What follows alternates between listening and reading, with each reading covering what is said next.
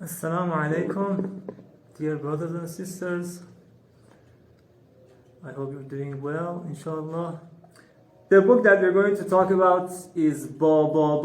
Baba means father, Ba means with father. So this is about, this book has got actually two parts. In the first part, the son of martyr Taheri, martyr Mohammad Taheri, who was a commander, one of the commanders of Iranian war. He was a great pious commander, and his son, had an accident, and then he had a near-death experience. In the first part of the book, his son talks about his experience, where he, leaves his body and goes to Barzakh, and then he, for example, sees the heaven, and he meets with his father, and then with his father they go to the Holy Prophet, and he tells about his experience. After that, in the second half of the book, he has gathered some of the anecdotes about his father that we're going to read, inshallah. So, for those of you who are not familiar with near-death experiences, which is called NDE, it's the account of the people who somehow they leave their body or temporarily die, and they go to the other realm, usually to Barzakh, and they experience different things.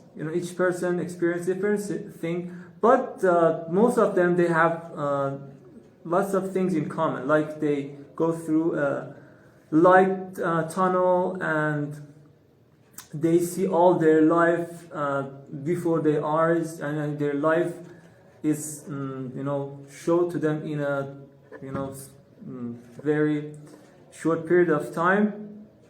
Yes, inshallah. And Ibrahim Hadi publication has published some other books about near-death experiences. You can see some of these books. I think most of you should be familiar with the book 3 Minutes of Judgment Day. Have you read that? 3 Minutes of Judgment Day. And after that, there was another book, Return, that is not translated. And then there was the book Shunud, or Overheard, that alhamdulillah one of our volunteer servants translated it to English, and we shared it on our page. All of them were about near-death experiences. Okay, good. And then they shared this book. Last year, the writer of Peace Be Upon Ibrahim, who then they opened a publication, named it after Shahid Ibrahim Hadi, and ever since they have shared so many books about the martyrs, and a few books about near-death experiences, usually from soldiers or people who are working like defenders of the shrine and people like that. So the publisher called me and told me that they're going to launch a book about near-death experience, about the son of a martyr who's living in Mashhad, this book. And he told me if we can arrange it for them to launch their book at the Holy Shrine. So I talked to the people in charge in the Holy Shrine, and they could arrange the launching of the book. And alhamdulillah, there's a part in the Holy Shrine in Quds courtyard that they have some shelves for people to read books there, and also once in a while they launch new books there. So it was launched there, and the son of the martyr talked a little bit. I know him personally. He's okay, I'm going to start the book, but let me just tell you a little bit about the person who narrates the story. He's a pharmacist. He studied in Mashhad University, and he was a student of pharmacology, when he had this accident and he had this near-death experience. Now he's got a pharmacy in Imam Reza Street near Mashhad. It's about 5 minutes from near the Holy Shrine. It's about 5 minutes from the Holy Shrine, and he tells a story of his near-death experience and some anecdotes from his father. Okay, are you ready to start reading the book? So, the narrator tells about his accident. He says, I was at my senior year studying pharmacology in Mashhad University, and they were originally from Kashmir, which is one of the towns near Mashhad. So they were going to visit one of their friends near Kashmir, and on the way they had an accident. They had a serious accident, and then he had a injury in his head. So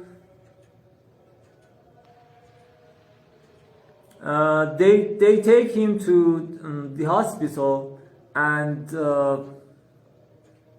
he had a very serious injury to his head.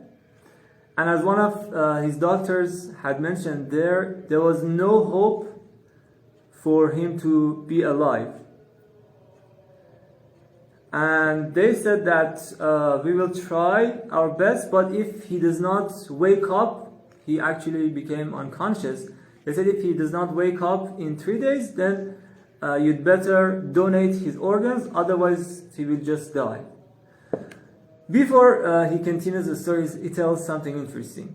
He tells that I was one of the students in medicine school, medical school. I was one of those pro-donating organs. So I myself with my friends, we would hand out forms for donating your organs, and I would hand them out and then collect them so that if they had a brain death, they would donate their organs.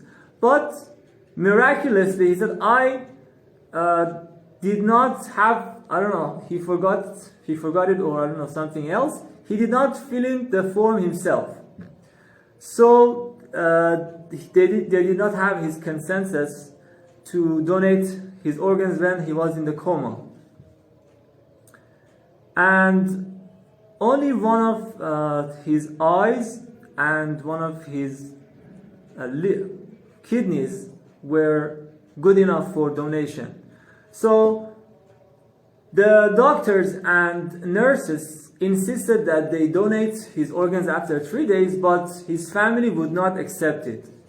And even they had a fight, as they say, because one of the nurses actually wanted one of my organs for one of their families, and they had a fight with my, for example, family, but still they did not agree to donate my organs. And after 18 days, when there was no hope in his return, miraculously he woke up and came to his senses. In the meanwhile, one of their neighbors in their hometown had seen the father of this son, Martyr Taheri, in her dream, and he told her in her dream that actually the woman told her, do you know that your son Mustafa is at the hospital? He told him, don't worry about him, Mustafa is with me, and something like that. So something about donating organs. When the book was being launched at the Holy Shrine, I asked the narrator of this book, what do you recommend those who have this brain injury? Do you recommend that they donate their organs or not? Because you were pro that, and because you forgot to fill in the form, then you were saved. So what do you recommend? Because there's so many people who are pro that, they advocate that. Actually, because, I don't know, he's a doctor or something, and there were some reporters. He did not tell me a straight answer. He just said, if you're, for example, a pious person, then you are helped by God to do the right thing. He didn't tell me anything straightforward. But there are some scholars who do not allow that. Like Ayatollah Sistani does not allow organ donation before death. And some scholars allow that if the person himself has agreed to that before his death and there's no hope in his return. So in this case, as you can see, the doctors gave up on that person, but he was healed. He was given shifa and came back to life after 18 days. So you have to pick the right thing by yourself. Okay. So something interesting is that after 18 days, when he became conscious, the nurse called the doctor, and happily she would say that Mustafa, the name of the person, has woken up and is only calling God. So the doctor immediately comes to Mustafa's bed and sees that for himself, and he would always he would be crying and calling the name of God, and he was actually a little bit angry and sad for returning back to that position. I will tell you why. And the Dr. Samini was surprised, and he would tell the people around him, I'm really surprised because most of the people who wake up after they're in a coma or they're unconscious, they usually swear, they say bad words, or they're just calm and silent, they say nothing. But this young man is keep repeating the name of God. This is really surprising to me. And I don't know if you've seen that or not, but there's something interesting. There was an Ayatollah, great scholar living in Mashhad, Ayatollah Milani. There's a school, Hawza, after him here.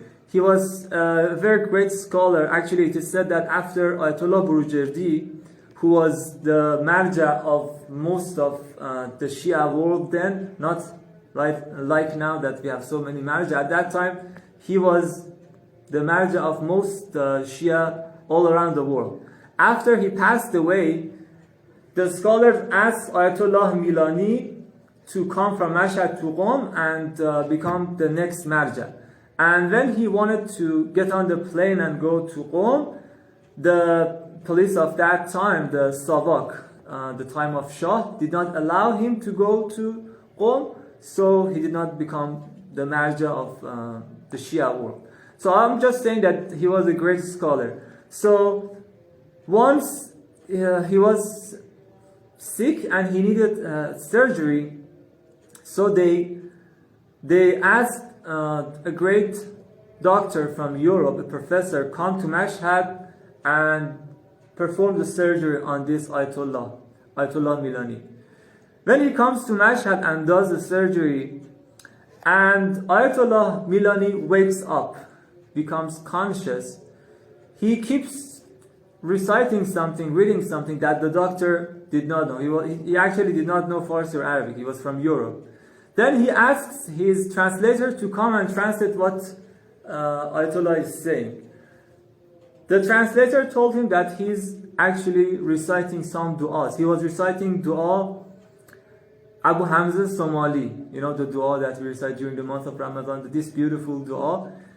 He was half conscious, half unconscious, but he was reciting that du'a from his memory.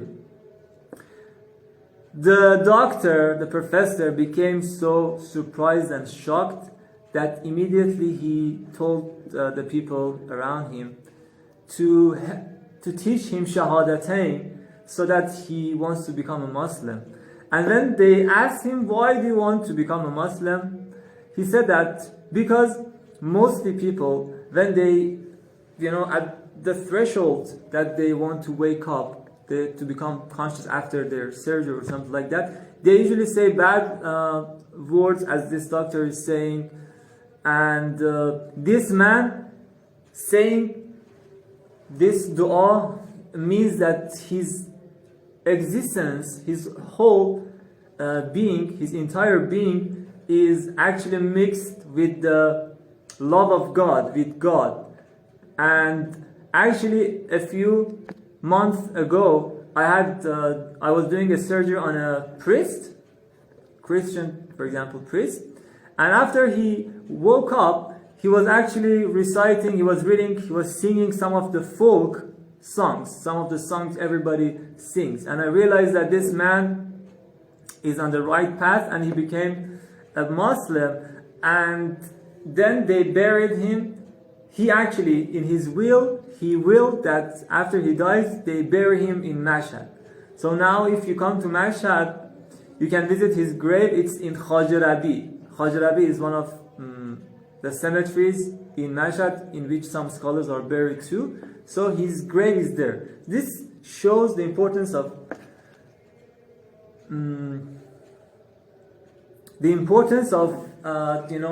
the permanent faith. Because if our faith is not, if our beliefs, if our faith is not for real, then at the times of emergencies, when we are afraid, when we are frightened, we will not remember what we believed in. This is why they say that at the first night of grave, when the two angels come to ask you, you are so afraid that you don't remember even who your God was, even that you had a God. Why? Because what you believed in was just in words, on your tongue, not in your heart. Because if it's actually on your heart, engraved in your heart, then you remember even after you wake up at that moment where you're not still completely conscious, and you can even unconsciously, remember God. Okay, so after he wakes up and he becomes well, they do some tests on him, and they see that on the previous test they saw some injuries to his spinal cord and to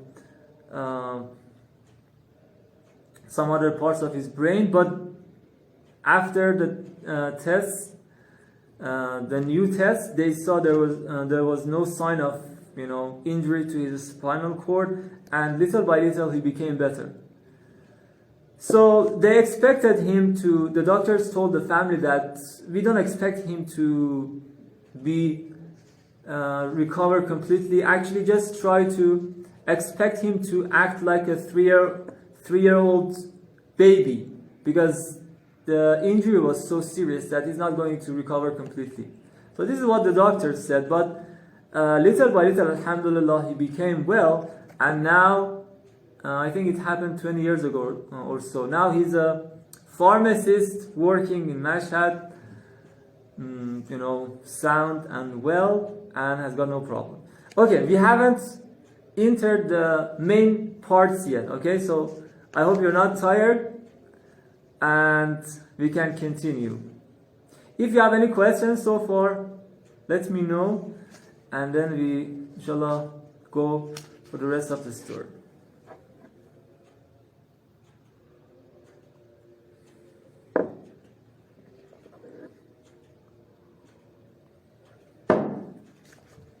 Okay. Good. So he says that,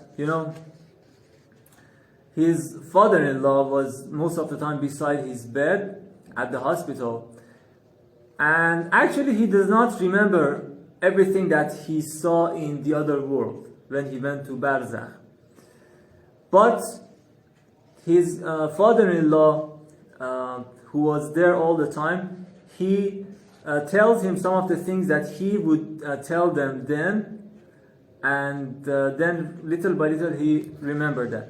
So his father-in-law says that the first days that you woke up, you became conscious, you would act differently to people who would come to visit you at the hospital. For some people, when you realize that they're coming to visit you, you would become angry and tell that I don't want anyone to visit me. Who has let them in? Things like that.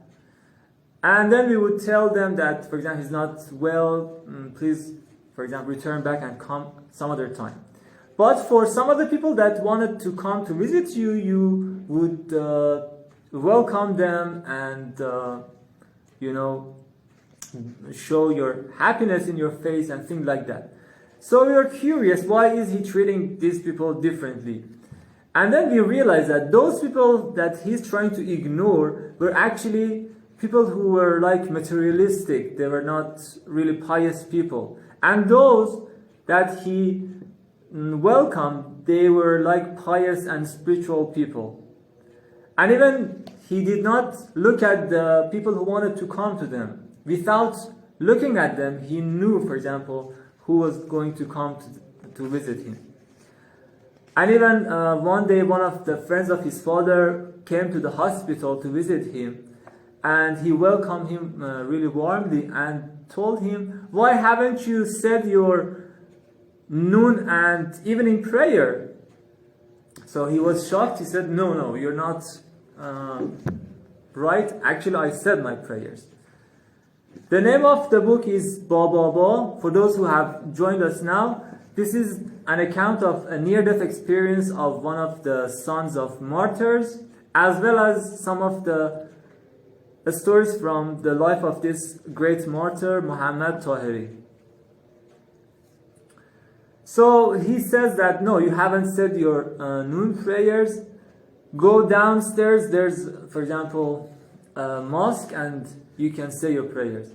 So this man at first doesn't accept it, but then he just goes to not make him sad. He goes down, and when he comes back, he looked very shocked and says, how did he know this? When I went down, I remembered that because I had something to do, I completely forgot about my prayers. And even the address that he gave me for example, the WC and the mosque, it was exact, although he himself had never been there because he was in a coma. So, yeah, people who have near-death experiences, some of them, they're, as they call, barzakhi eyes, the eyes that can see the unseen, their eyes become open. No, it's not translated into English. And they can see things, like this person can see the people who would come to him. He could see whether they were good people or not. Later on, he says that when I was in a coma, I could see my body and people who were around me, they were really sad, but I wasn't sad because I knew that all that is happening to me is what God has willed. I was not happy. And he says that I could see what had happened to all people who were there and what was going to happen in their lives. So I could see all of them. I have heard and read about this in some other near-death experiences with which they have, this. And some of these people, when their barzakhi eyes are open, actually at the beginning they're really bothered by that because they can see things that would bother them. Thank you, Brother Muhammad. And what time is it?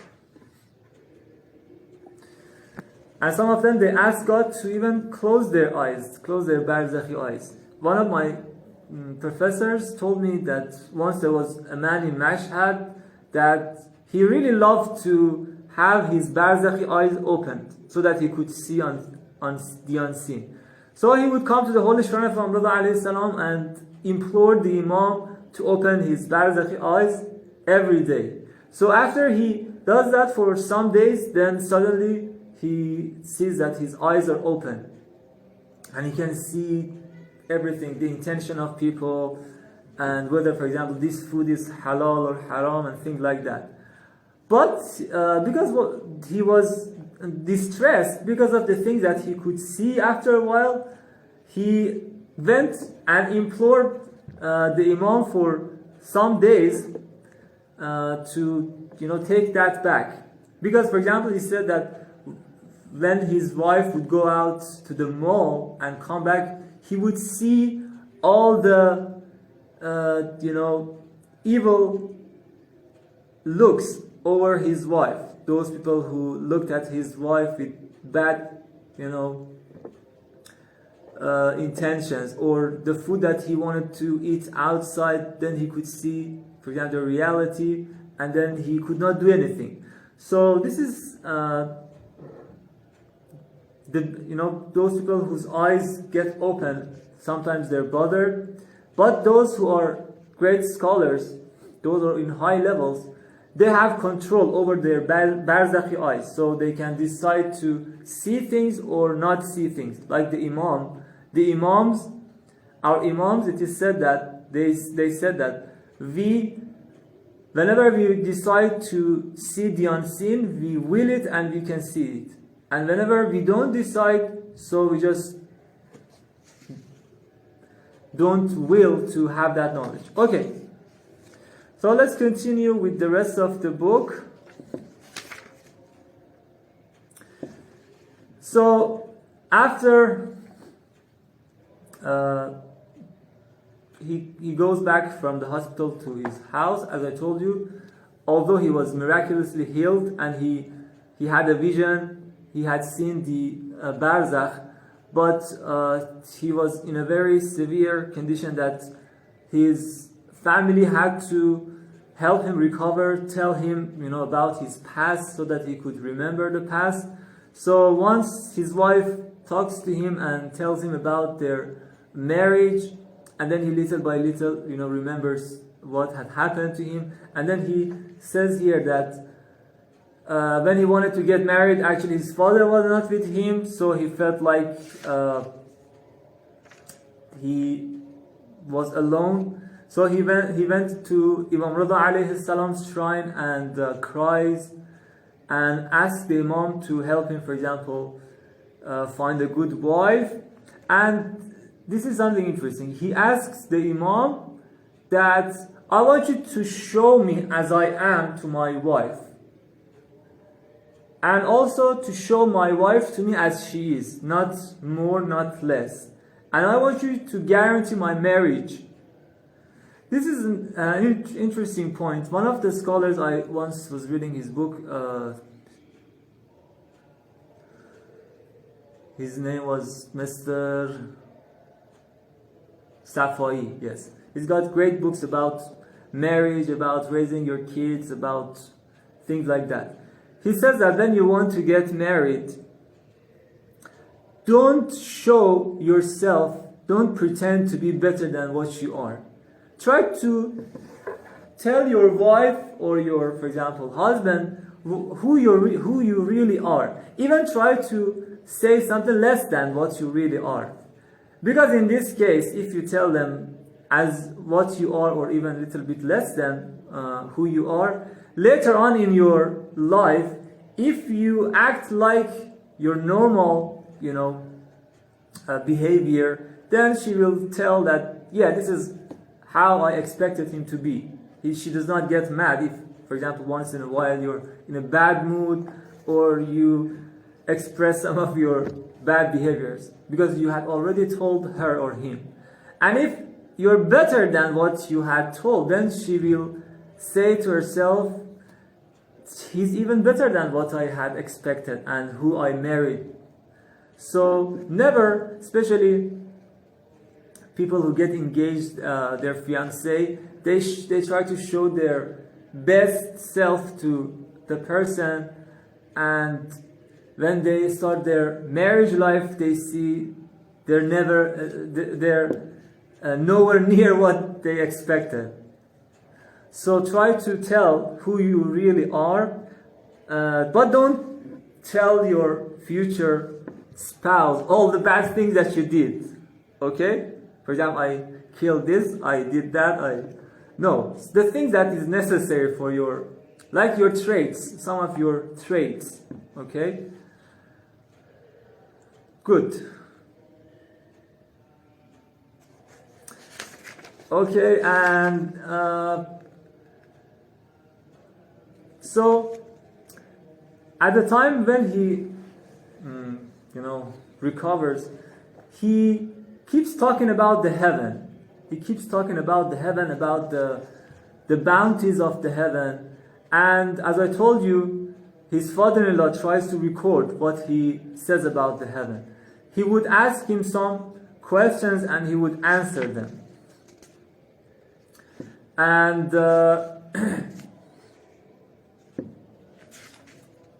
for example, one of the things that he said that Mustafa said that try to do whatever you're doing for the sake of God, and know that God is all the time present and can see you. And when his father-in-law asks, are there things to eat in heaven? And even he, as a joke, he asks, is there tea in heaven to drink? And Mustafa answers him, there are so many beautiful bounties there that no one thinks about tea. And even if you ask for tea, then tea is brought to you in heaven. These are, in Barzakh heaven, not in the resurrection heaven. And there's another book about near-death experience. In that book, it is said that when the person who is an engineer, he goes to the other world, he is in Barzakhi heaven, and he says that I went to a place, it was a big city with so many weird things, like there were airplanes, there were fancy cars, there were like anything weird that you could possibly imagine. And when I asked the person with me, what are these strange things in this, for example, Barzakhi heaven, he was told that these are the obsessions of these good people on earth, because they could not get what they wanted on the earth. For example, they were obsessed with having a fancy car, a good house, a good wife, but they did not get what they wanted on the earth. These are given to them on the other world. But of course, these are not the high-level bounties. This is just for those who had some obsessions.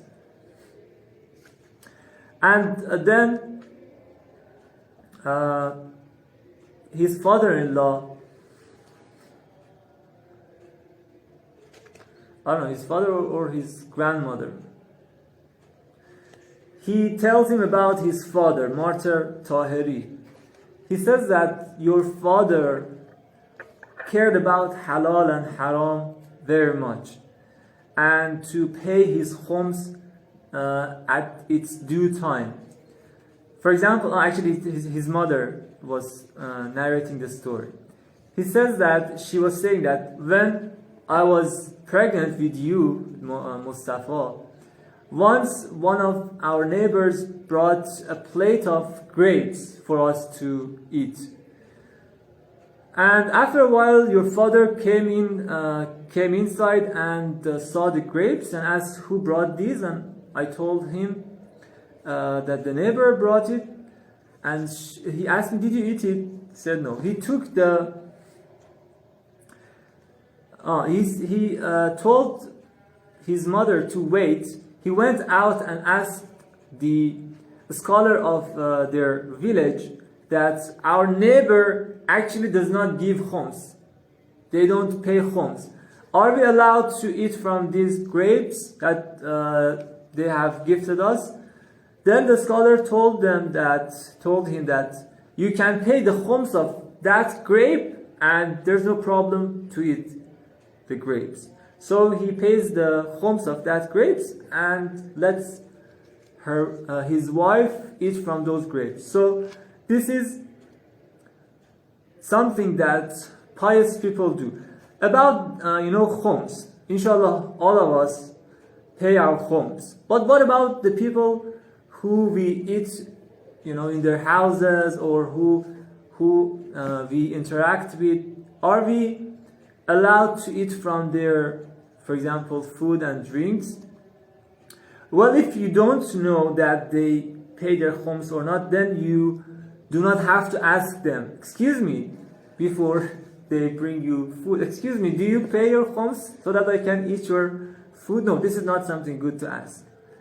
But if you're sure that they don't pay their khums, like in this case, then the scholars say that whatever you eat, whether before that or after that, you can pay the khums, and that thing will be okay for you. Okay, these are for Muslims. Yes.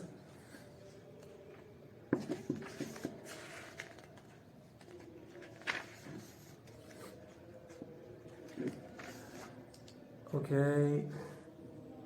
So I think it's taking a little bit long. Of course, we cannot finish all the book tonight. The story of near-death experience of what he saw in the heaven goes on. But before we finish our live tonight, I'd like to tell some of the stories of the father of this brother Mustafa, martyr Taheri, so that inshallah if we can do another live for this book, I will tell you the rest of his near-death experience. Actually, when he's in the heaven, he's with his father, and then once with his father, they go to the Holy Prophet with some other martyrs, and then the Holy Prophet gives them some advice and some other interesting things. So in a few minutes that we have, let me tell you some of the anecdotes from the life of his father. This is martyr Mohammad Taheri. He was a great commander and a very pious person.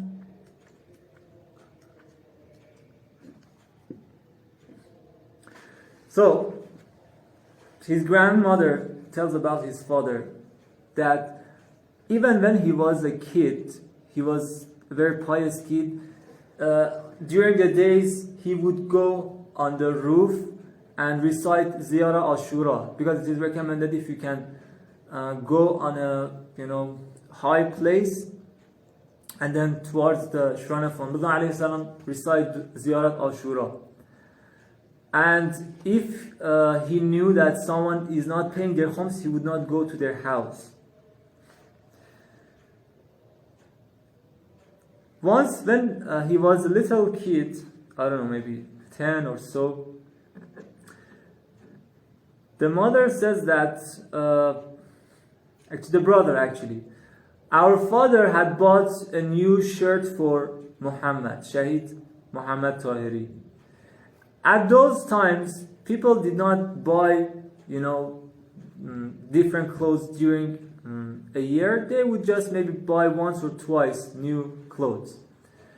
And not even in a year, actually every other year they would buy some clothes. And when his father gives Muhammad this new shirt, after a few days they see that he does not have the shirt anymore. And when they ask him, what happened to your shirt? He says that, I don't have it anymore. Why? What happened? He said, I gave it to a poor man. And his father got mad and said, oh kid, what did you do? After a long time I bought you a shirt and then you gave it to a poor person. So Muhammad did not really like to share the secret of what he did, but he said that a poor person, a beggar, actually came to me and asked me for help. I had some money in my pocket, I gave it to him, but he was still gazing at me, he was looking at me. So I thought that he likes my shirt, so I took out my shirt and gave it to him. So you see, this Shahid, this great martyr, was generous even when he was a child. What about us? Even as grown-ups, we are not. Could you please share PDF link? We don't have. You can buy the Farsi online. The PDF is not available in free. Okay, let's go to page 100.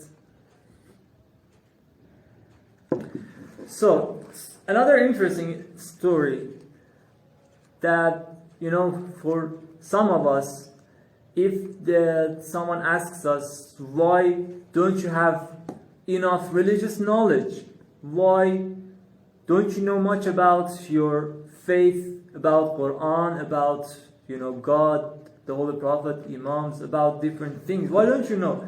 We may say that, well, I don't have access to, a scholar, I don't have access to a mosque, I don't have access to, this and that.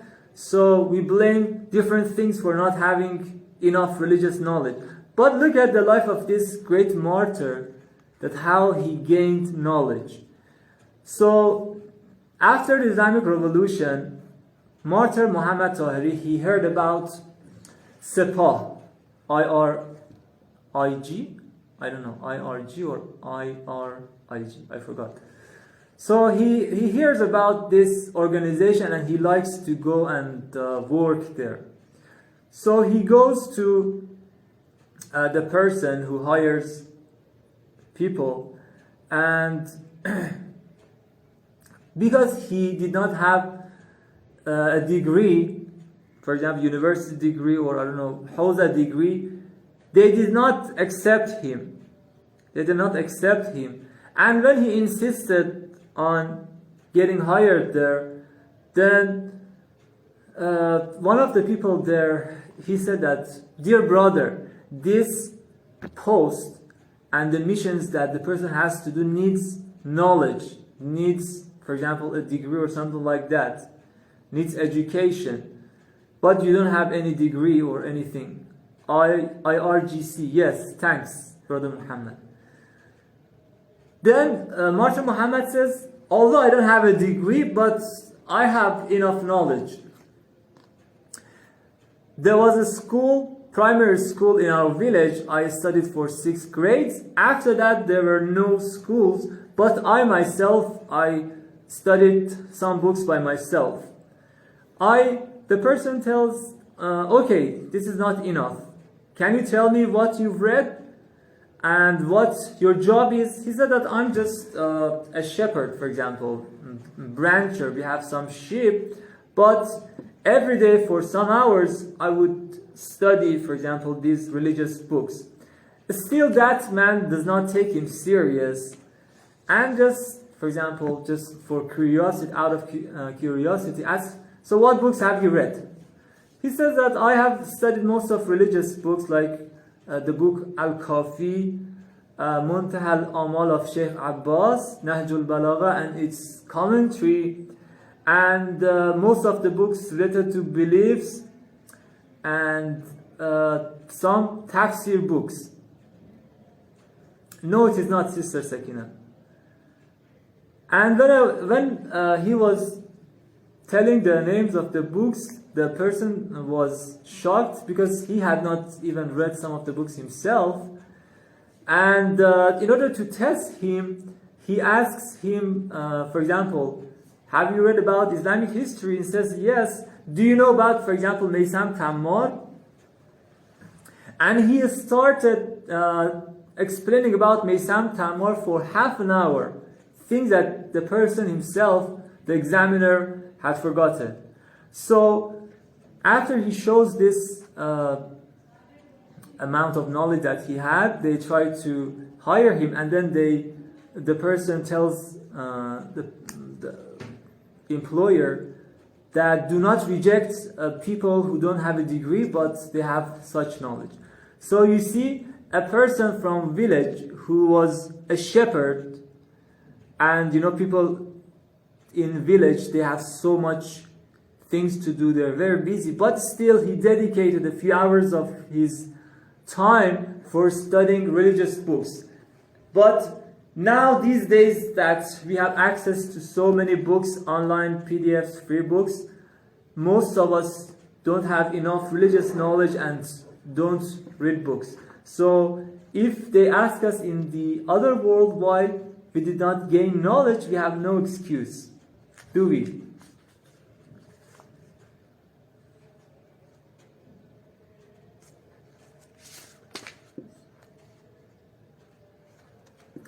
Okay, two more stories and then we're done. So once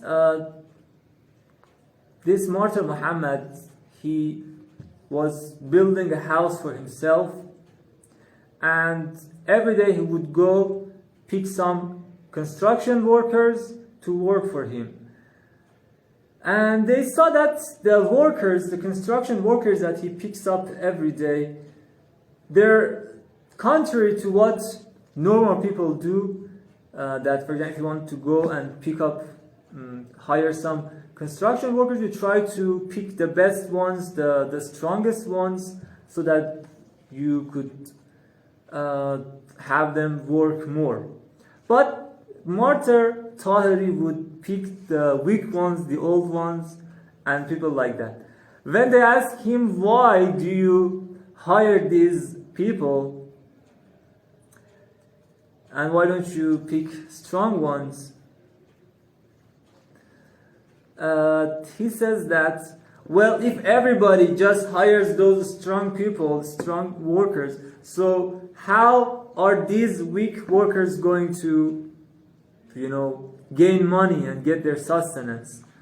So, if people like me do not hire these people, then they cannot make their ends. What was the expression? I forgot it.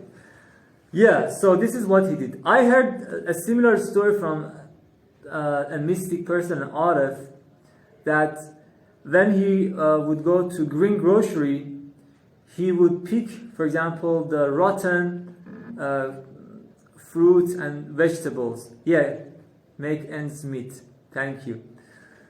And when they asked him, why do you pick for example, rotten vegetable and fruit, he says that this person who's selling green grocery is not that, for example, rich.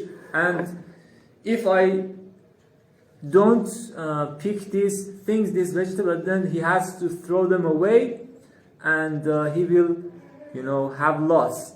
So I buy these, and for me, it's not important whether I eat fresh vegetable or a little bit rotten vegetable. So this is how these people care about weak people and people who are not strong enough. Okay, let's go to the last story for this live. And inshallah we can continue it another time. This is one of the stories that we shared it on our page last year. There are different stories about his attention towards public treasury. Public treasury is very important, my dear brothers and sisters, because, for example, the sins that are related to God's right, they're easier to be forgotten than the sins related to rights of people. Because you have to, in the other world, you have to satisfy the person. For example, you borrow some money from me, you don't pay me. On the other world, you have no money to give me, so you have to satisfy me. If you read the stories about these rights of people, then you have to give me from your good deeds in order to satisfy me in the other world. If you don't have good deeds, then you will have to actually carry some of my sins over your shoulder. So it's very important. It is said that at the time when they were at the front for war, once Martyr Taheri was talking to one of the soldiers, and the person who's narrating, I wanted to write down a number. I had a piece of paper, but I couldn't find a pen. So I just saw that there's a pen in the shirt pocket of the shirt of Martyr Taheri, and without interrupting their conversation, I just wanted to take the pen and write down the number. When I wanted to take the pen, Haji Taheri said, "Wait." And after their conversation was over, he took a pen from his pocket and gave it to me and said, "Write it with this one. That pen in my shirt pocket is not mine. This actually is, for example, for the public treasury, and I cannot give it to you." He said, "This is just a number. This is not a big deal." He said, "Yeah, but be careful. Using public treasury for your personal use starts from small things, and little by little it gets bigger." So many of us may not pay attention to this, that for example at work or I don't know, in public places, we use the things that is there for our personal use. For example, we use the phone at work for calling people, you know, for hours, talk to them, or use public things for our personal use, and don't care that this is not for your personal use. So this is important to take care of such things and not use public treasure for personal things. Okay, that's enough for today, for tonight. It's now 1 hour. Sorry for taking so long. Again, this is the book Ba Ba Ba. I think I just read the 1/4 of the book for you. If you'd like, maybe we can do a second live for this book. I have seen the name of the book. The name of Shahid is Shahid Taheri. I have talked to the narrator of the book himself, the one who had a near-death experience. Is a very good man. Sometimes when I can't find the medicine, I text him, and he kindly, you know, helps me. And inshallah, we can follow the lifestyle of these martyrs. And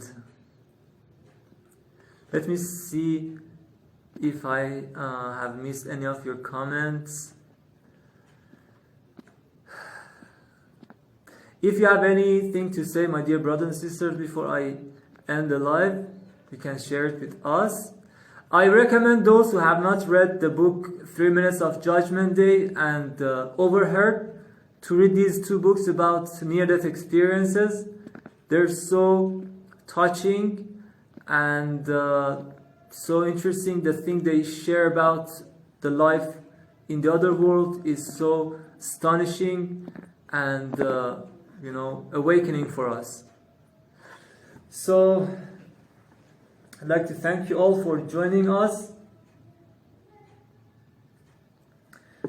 Have a great time, my dear brothers and sisters. Please remember us in your prayers.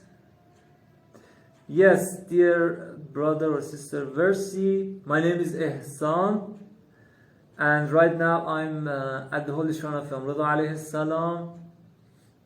Inshallah, after the light, I'll pray for all of you. How many stories are there in total? I don't know, but I like maybe 20, 30 or so. And I forgot to say that this Martyr Taheri, he was also a friend of Martyr Burunsi. Salman, okay, brother Salman, thank you.